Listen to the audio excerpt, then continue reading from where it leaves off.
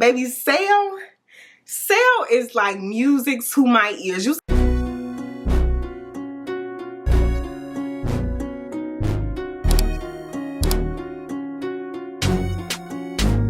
Hi babes, welcome and or welcome back to my channel. My name is Shameka if you are new here, and if you're joining us for the first time, make sure you click that subscribe button, hit the bell so you can be notified every time I post, and make sure you leave a comment down below. So in today's video, we're going to be talking about how you can live an it girl lifestyle on a budget. Now, I don't know about you, but in 2025, I have financial goals that I am trying to achieve, and I am super serious about this mission. I've already started doing my little budget and cutting back on certain things at the end of 2024 just to prepare me as I enter into 2025. Once January hits, I'll kind of already be in the habit of doing certain things, so it should be a smooth transition. But of course, I want to maintain that it girl lifestyle. I still want to look a certain way, present myself a certain way, and just kind of keep things the same, but also being conscious of how I'm spending and where I'm spending and how much I'm spending. So if you want to hear the tips that I have for you to live your it girl lifestyle on a budget, then just keep on watching. So the first tip is one of the most obvious ones, and that is to cook at home. No more eating fast food, no more going to McDonald's and Wendy's and Burger King. We're cutting out all of that and we're cooking at home. I am really good about meal prepping. What I need to do better at is need to start to get ingredients that will help me have quick little meals to eat throughout the day, such as maybe granola and yogurt, or a wrap or salad, something that's going to hold me over until it's time to eat my big meals, my lunch and my dinner and things like that. So definitely try cooking at home and find little things that you can snack on throughout the day to help hold you over until it's time to get into the meals that you've prepped for. I don't really prep for the snacks or for the little meals that I need to eat throughout the day, so I definitely need to do better in that department. But overall, cooking meals at home is going to help you save a ton of money. The next thing that you can do is home workouts or workout at your apartment complex if you are fortunate enough to have a gym on your property. Now, this is an area where I know I'm going to struggle in because I do not like working out solo. I need that group environment. I need an instructor. I need someone who's pushing me, telling me, you got it, Shameka, keep going, keep pushing, just 2 more. I need that encouragement. So I'm probably not going to do really good in this department in the new year, but what I do use is ClassPass. I've spoken about this on my channel several times. You guys know I love ClassPass, and my membership isn't that expensive. I believe I pay $40 a month or less, which isn't that bad. Like, it could be worse.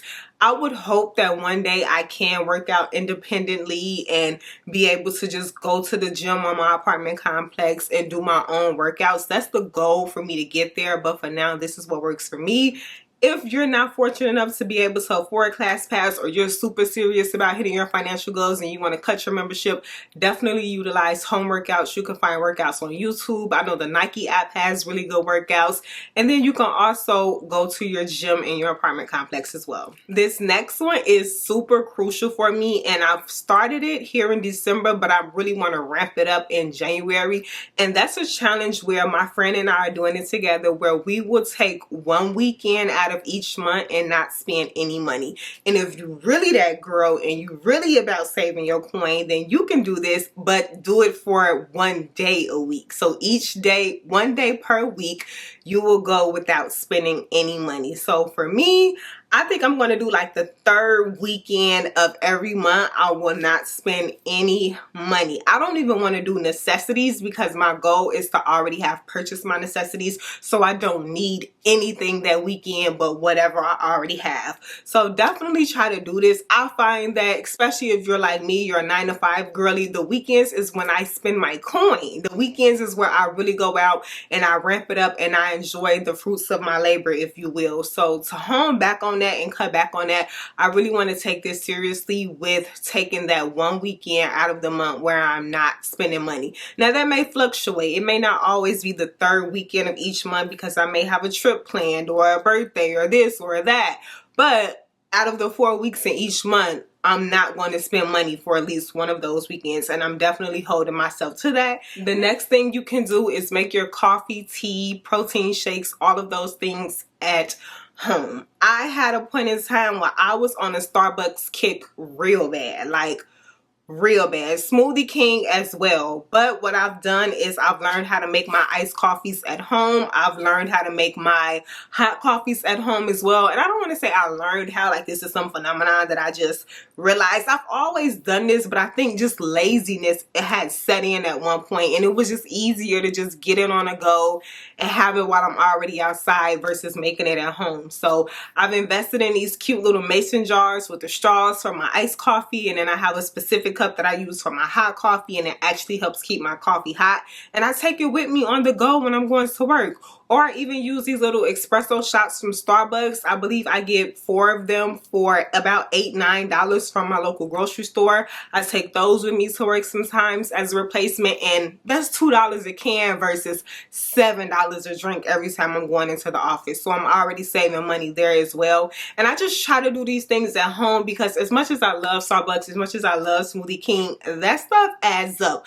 I am a sucker for an acai bowl at Starbucks, and I finally found a great alternative for at home, you guys. I'm going to link it down below in the description box. I'm low-key scared to link it because I don't want it to get sold out, but these acai bowls from Target are so freaking good. Like, I swear by them.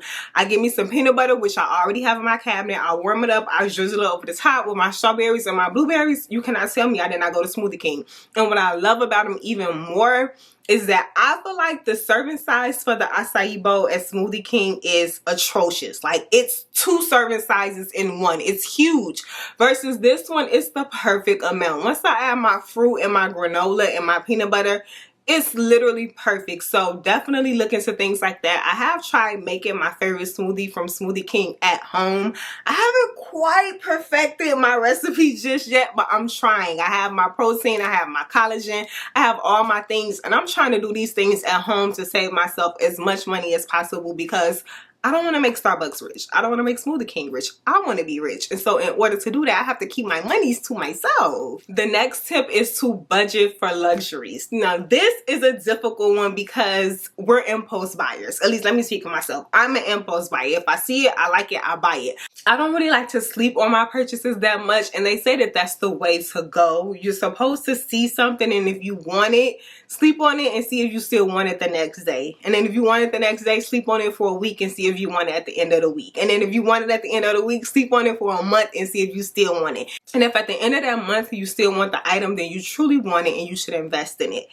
I struggle with that. I'm an impulse buyer. If I like it, I see it, I'm going to buy it. And so we're going to be budgeting for our luxuries in 2025. If I see a pair of $600 heels that I want, I'm not going to just put it on my credit card and press pay. I'm not going to put it on Klarna. I'm not going to put it on Afterpay. I am going to budget $100 out of every paycheck to total up for that purchase. That is the best way to go about buying your luxuries and treating yourself, because it gives you the satisfaction of knowing that you saved up for something that you really want. And then it also stands the test of time of, do I really want this? Because if I really want it, then I really am willing to save up for it.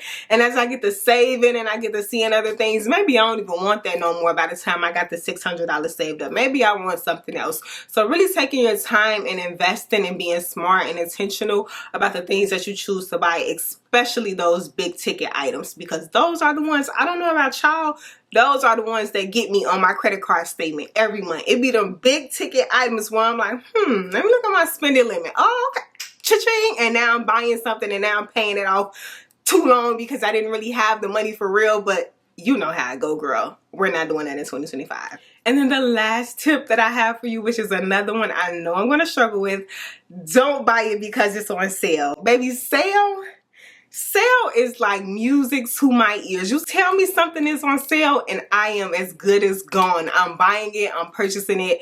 I love Naked Wardrobe. If you're not new here, you guys know all about my obsession with them. And they had a thing on their site. I think they still do it. $25 Tuesdays, $30 Thursdays, I think like $40 Fridays or something like that, where they put a lot of their pieces on sale for those same prices. And when those days will come, you guys, faithfully, I'm purchasing something. I have to get something. Why not? It's on sale. Like, I don't know why wouldn't I get it? It's on sale. So really trying to take a step back and not buying something just because it's on sale, and taking the same approach of, do I really need this? Is this something that is really going to benefit me? Something that's ultimately still worth the money? Like, how good is the sale? $5 off?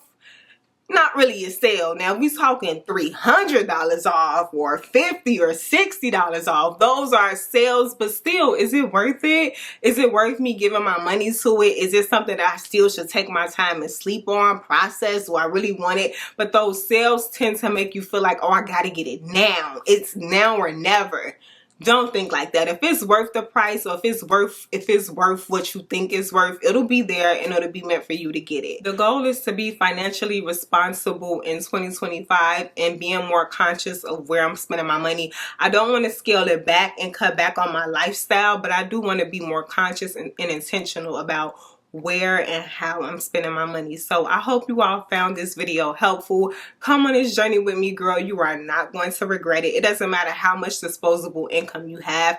It'll never hurt you to be more conscious about how and where you're spending your money. So join me on this journey and let's get into it. I hope you all enjoyed the video. I love you all, and I will see you in my next one. Bye bye.